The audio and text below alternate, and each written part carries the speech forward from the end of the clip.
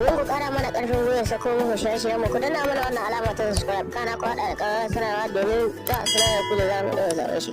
Na kwana ban ci ba, na wuni ban ci ba, duk a mazaɓa domin na zaɓo wanda ya cancanta. Kada ka yi zaɓe domin kuɗi, kada ki yi zaɓe domin turmin atamfa, kada ka yi zaɓe domin wata 'yar shadda ko yadi, kada ka yi zaɓe domin wasu 'yan buhuhunan taki.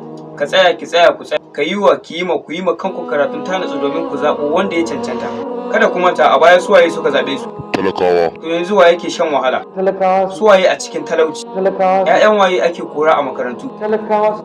‘Ya'yan waye suke komawa ‘yan daba a rashin aiki? Talakawa. Suwaye ake kora a cikin gidajensu? Talakawa.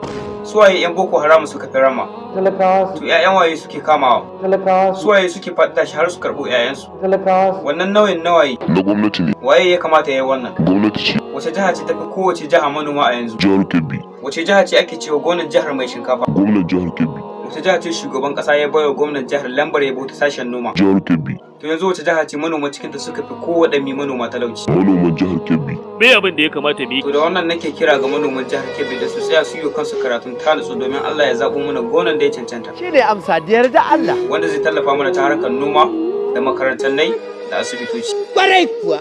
Ya Allah ka mana zaɓi mafi alkhairi.